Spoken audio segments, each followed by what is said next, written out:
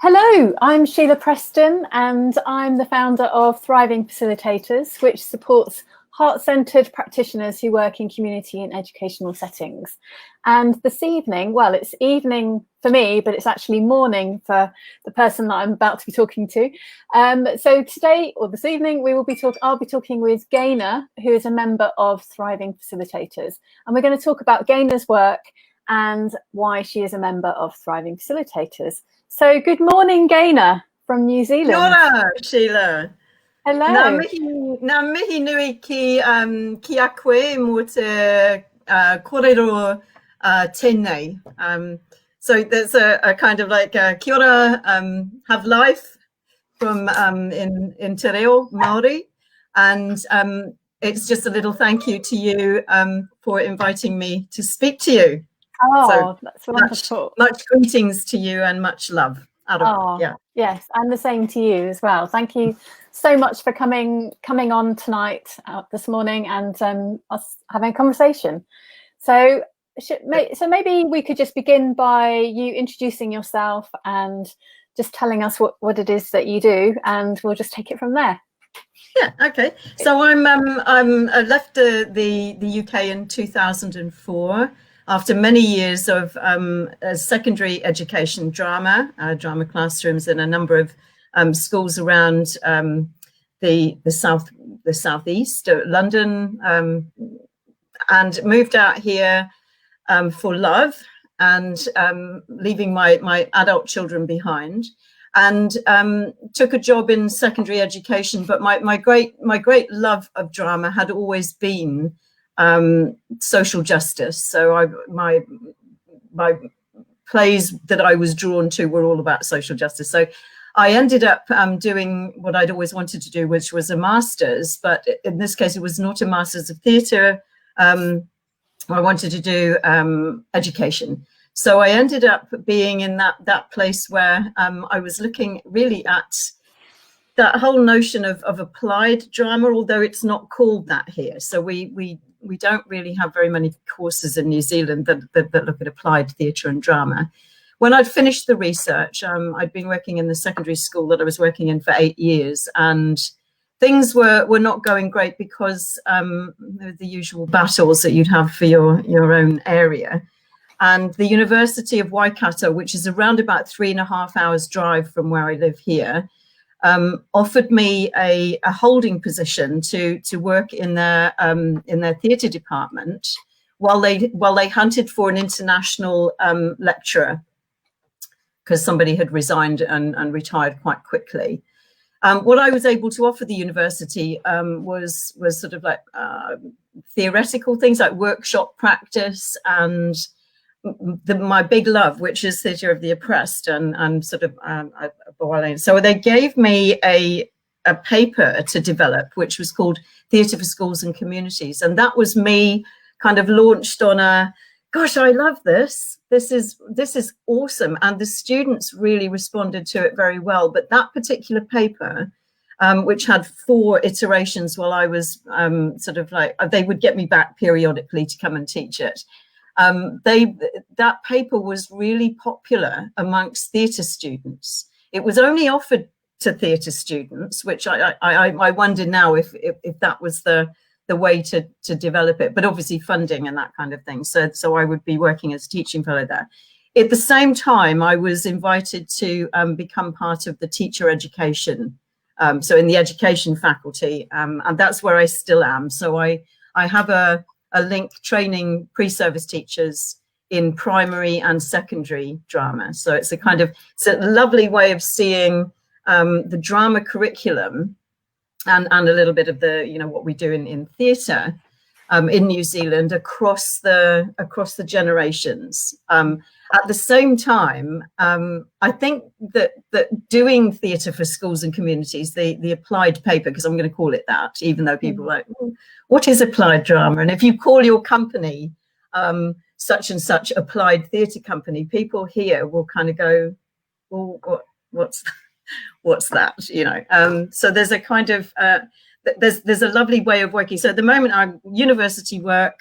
I'm also trying to get applied theatre and drama going in our local city, which is not really a city. New Zealand cities are much smaller than UK cities.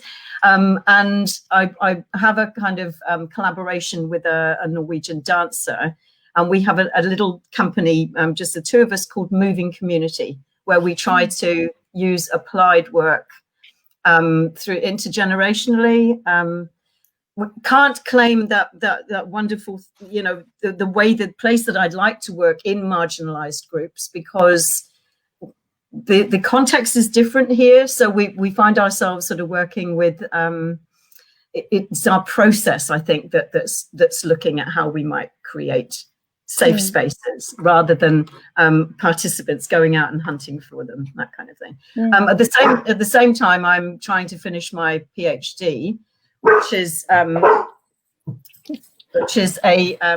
investigation into the applied theatre ensemble. So our participants that we would be working with and we would be facilitating. And I'm looking specifically at how we might activate belonging inside that ensemble, because I think sometimes our work can deactivate belonging.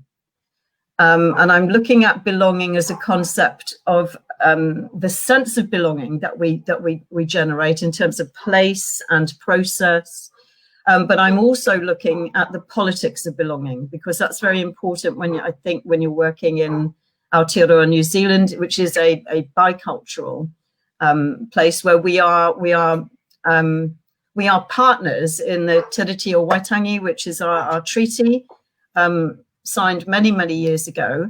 And when you get a job here in New Zealand, you're often asked, do you uphold the principles of the Treaty of Waitangi? And of course, we all say yes, but it's a box ticking exercise very often.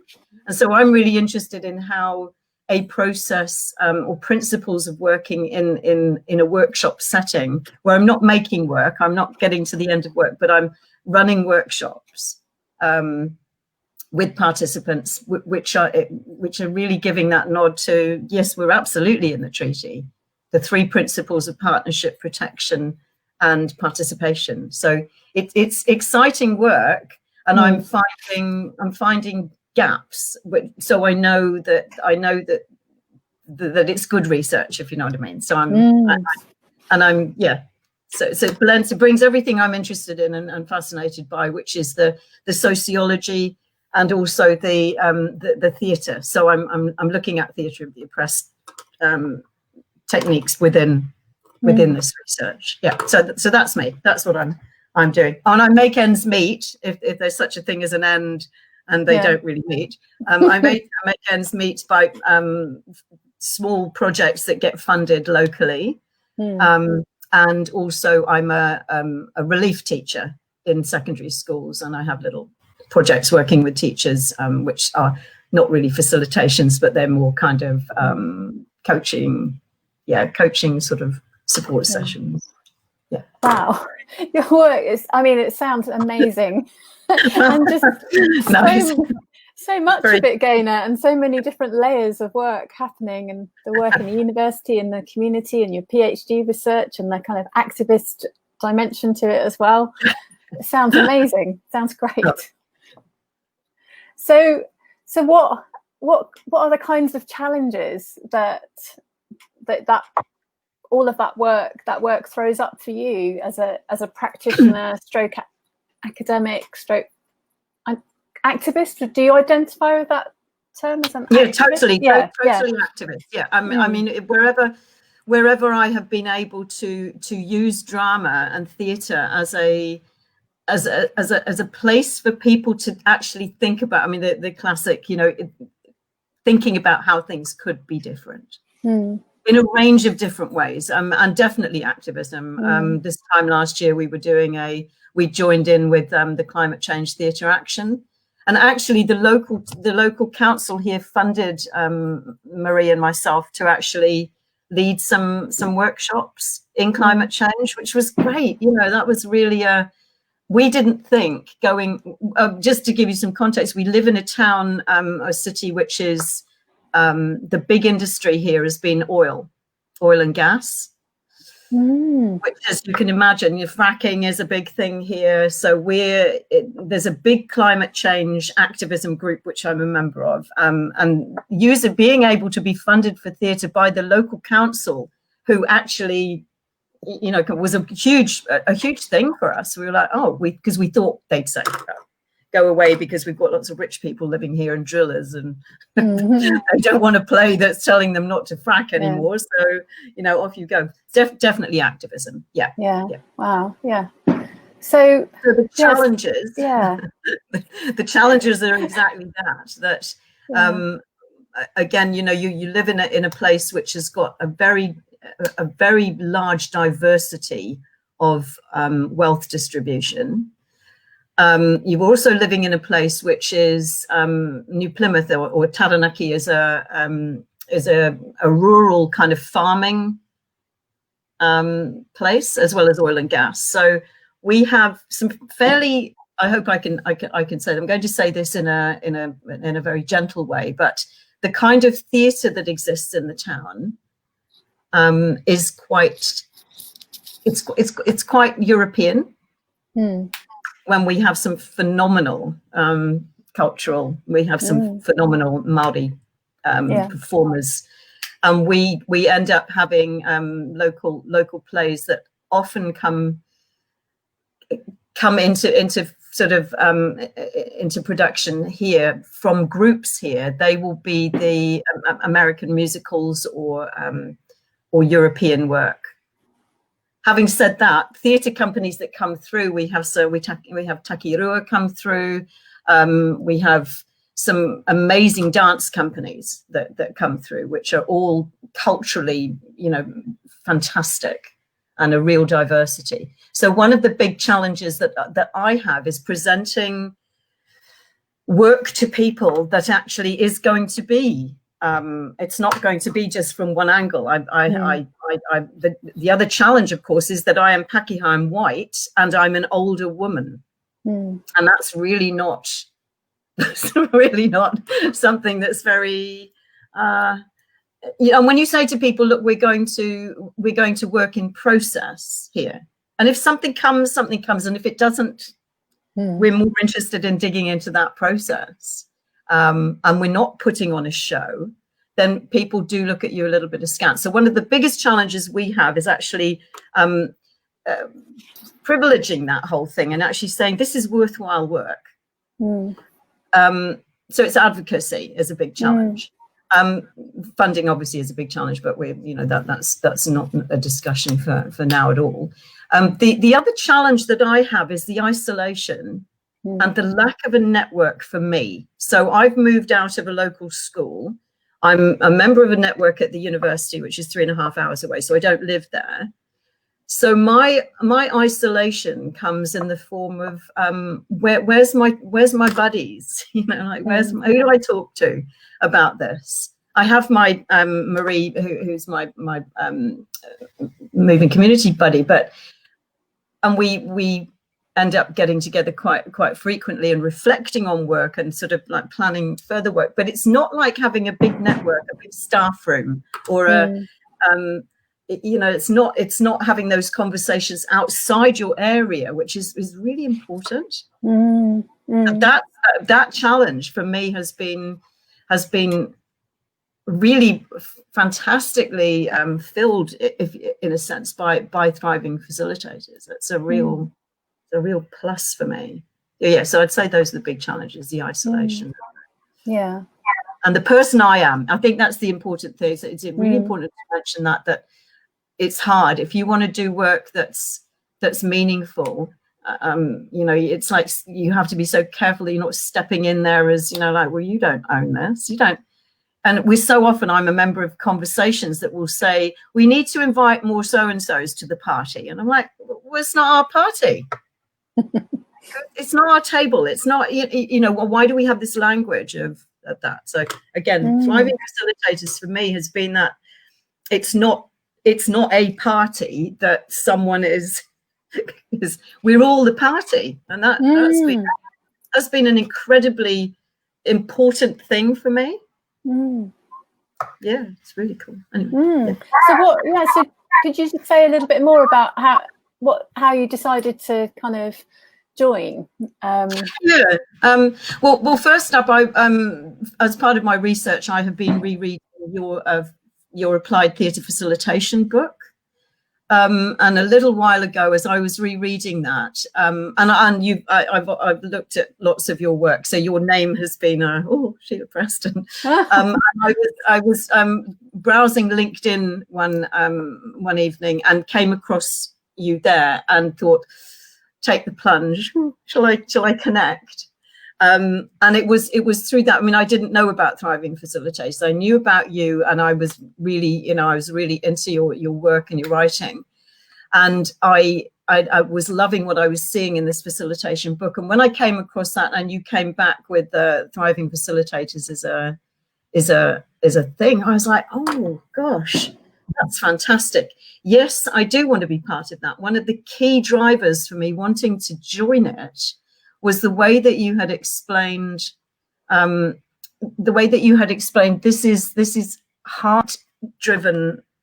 It's about you as the facilitator, and that is a breath of huge fresh air. And I'm sure people listening will kind of identify with this. That as teachers, educators, and facilitators, we're often that professional development is a massive the what and the content, and not the who. Interestingly enough, the Te Ao Māori world, the world of this beautiful land that we sit in now, is never about, whenever you go to somewhere, you will always introduce yourself before you say what you're going to do. You never step into a classroom and say, our learning intentions are this. You will always say, kia ora, ko Gaenor, aho, and why am I here speaking to you? What is the connection? And that's what I found with Thriving Facilitators. It was about who we were, not what I'm going to help you develop. So that content thing is a really important thing. And the other thing I loved about it was this whole notion of, sorry if this is a bit of a cliche, but it's like, let's put our own oxygen masks on first, because if we're busy trying to help each other, if we're facilitating difficult, challenging circumstances, but we have got no heart left, we've got no capacity to deal with the way that our thoughts are driving sometimes negative direction, then we're lost. And so I really valued that whole notion of, this is what we're working on. We're working on us. We're working on the thinking, and how we can actually create this safe space online, which is beautiful, a safe space for people to just sit and be, and there's no pressure to perform. So I mean, at that I'm constantly, every time I get on a Thriving Facilitators meeting, I come away feeling so much more emboldened and full, without that overwhelming sense that you get sometimes when you've been on some great professional development, but it's just left you with heaps of chores, and you just think, I'm overwhelmed, I can't do any more. I need my mask, I need my oxygen mask. And you sit down and just let me be in this. So that for me, the reason I joined was, I actually thought, this is going to be excellent. Get my network up, out of here, out of New Zealand, beyond New Zealand. But actually, interestingly, some of my colleagues and friends have been jumping on the imposter syndrome. And stuff, have they? Hoping that they're going to turn up. Yeah, really. They've been doing the imposter syndrome challenge. Brilliant. They have. Yeah. Been on it. Yeah. And what I loved about doing that this week was just sharing. And I don't know how it's gone down with everyone. Because I think it kind of links to what you were just saying. We're so used to being fed stuff, and we almost sometimes ask for it, don't we? We think we see a gap and then we look to fill it. That's right. And what I've tried to say is this isn't about techniques. And in fact, that's what I was writing about in the book as well. This is, that it's not about kind of that instrumental way of looking at personal development and also about how our growth. it's another way, it's another layer, and it's insight based. And I'm still on that journey myself, kind of working out how that works as well, you know. So we are doing it together in that way. But, absolutely. So it's really lovely that you can see that, you feel that as well. You're picking up that from your experience. But I think that can be quite challenging, especially when we're feeling stressed, or we just want someone to help us fix something. One thing I'd love to just say before I forget to say it is interestingly, and I've been reflecting on this, that doing the imposter syndrome, and we all link to it, we all relate to it. At no stage, and I think this is really significant about thriving facilitators, at no stage have I ever come off a meeting and done that thing where we've all agreed, haven't we, in the group, that imposter syndrome sometimes manifests with oh God, why did I say that? And focus on the silly things that you might have said. Whatever I have said in a meeting with thriving facilitators, I have never come away with that nagging, why did I say that? And which tells me then I'm able to reflect on that and go, this is it's a really successfully effective, safe space. It really is, through which we can look at those very difficult, challenging things that happen to us, and acknowledge that they are all happening to us in different ways, and the support, it not only from you, Sheila, but from the whole membership. I mean, it just I feel like I'm amongst real friends, and it's incredible how that's been developed in such a short time. I was going to say that actually, that is something that is the group, isn't it? And yes, totally. Absolutely. And I think there's something in, you know, when we're, and this is something I'm learning from my own supervision training that I'm doing at the moment, but that when we bring a challenge and we're exploring a challenge, it becomes the group. It becomes the challenge of the group. So therefore, you don't have to worry about it being your person, feeling odd or whatever, because if you feel odd, that's what the group is. You know, so it's something that we're all owning. And you choose your level of engaging with it, and that's what I absolutely love, because you know, we can say that all the time, can't we, with groups, you know, step in when you feel like it, but you still often feel the pressure. I feel no pressure in this group. I only feel I do feel inspiration, and I feel a sense of contentment, quietness, but at the same time the challenge for me to sort of work on myself is still there, fully supported. So it's been the best thing I've done this year, really. Yeah, well, that's fantastic. And you've been in the membership about 4 or 5 months, something like that? Yeah, I think I'm trying to think when it would have been. June time, maybe. Yeah. So over that period of time, what sort of impact or changes do you feel that it's had on you in your practice or your thinking? I'm definitely more aware of some of the things I didn't really know about too much, like thinking, and how thinking can be harnessed for the good, really. How our thinking can be made to be powerful, and not that sort of like destructive force that so many of us have. The other thing that I've noticed is that I'm much more aware of how important the network is. So I think that you can sort of truck on, can't you, on your own, kind of going, oh well, I'm the only one doing it in New Plymouth, so yay. But I'm more aware now of how I am, not trying to be a practitioner on my own. I'm actually, I need my tribe, if you can use that. You know, I need that. I need that, and I'm comfy with that. It's made me very comfy. Much more engaged now in that lovely quiet reflection about the monkey. I wouldn't say I've got there yet by any means, but we're all on that journey. I can see a change and a journey. Yeah, very grateful. That's great. Yeah, and you know, as we've said, you're in New Zealand, we're in the UK. Yes. We've got time zones to deal with. You know, Yes. how does that work for you? Totally fine. Because I mean, I think that what you do is you do make that flexibility. I mean, we're quite lucky because we're the other side of the day. I don't know internationally about how it would work if we were in the middle of the night the whole time. But there is enough. What you're doing with Thriving Facilitators is to actually make it possible for people to catch up. And I actually don't see it as a catch up the way that you're working it, which is lovely. I think that's a really positive thing, that you make it so that that's part of our commitment to joining. So there is an opportunity. If you can come on live, great. If you can't, I don't feel it's a second best anymore.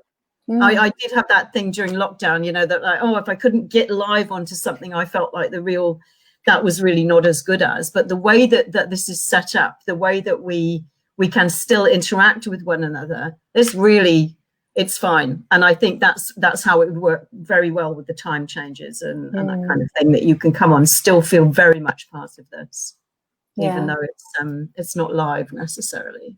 Yeah. And thank you for being flexible and acknowledging that we don't all live in the same hemisphere. So, you know, I try to change the times around a bit. So we have like morning for me, evening for you, and lunchtime. No, it's lovely. It's lovely. I'm so grateful, and I just love it. Yeah. So it's actually closing for new members tomorrow. So tomorrow's the last day. What would you say to anyone who might be sitting on the fence about joining Thriving Facilitators? I'd say that this is for an incredibly economically possible joining space, because I think it's a real bargain what you're getting. Because I would say don't sit on the fence. If you're worried like I was, I mean, if you were going to ask me what maybe held you back, certainly wouldn't have been money. I am a serial joiner of things. And I overwhelmed myself with, I think I'll join that. Let's join that.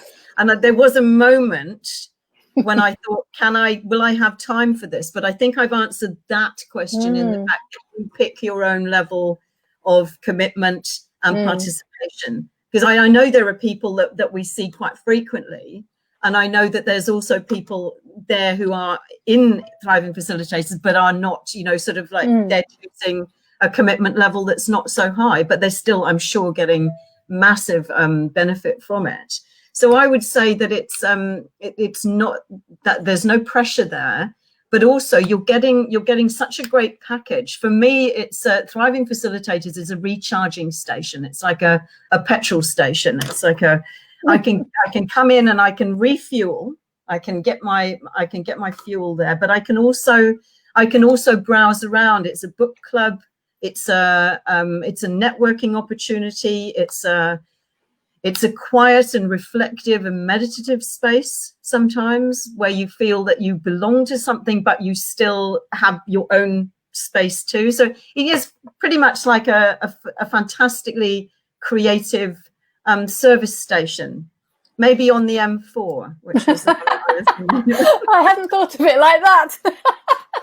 But I know that's the only motorway that I used to travel up and down to Cardiff. And I think that's great, because people tap into different, so it's all there, but people tap into their own pathway through it. So some people might engage in the email that I send out every week with a link to one of our sessions. Absolutely, yes. So it's a real individual choice about how much you want to engage. And at no stage would you ever be feeling that because you hadn't done everything, or, you know, only 3 things or nothing, that you're losing out somehow, because you were. It's a very rich space, and I would urge anybody, that would be the best thing. Well, it's really lovely, positive feedback. So thank you so much, Gaenor. Is there anything that anything else you wanted to say? You don't have to say more. You said no.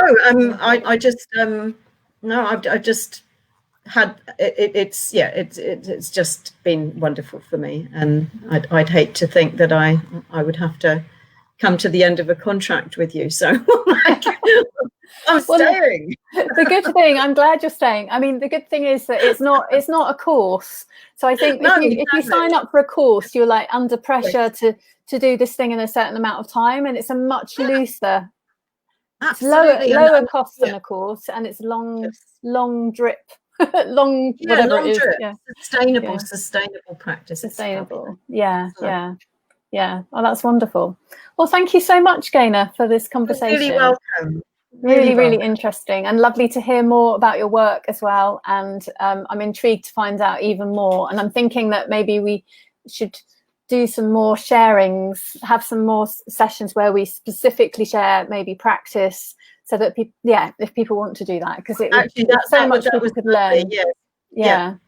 That was a lovely moment, wasn't it, when Abby was sort of like suggesting that we could all get together and do the practice, the sharing. I mean, there's another dimension to thriving facilitators for anybody sort of thinking about what will it, give me. It'll give you so much. So. Yeah.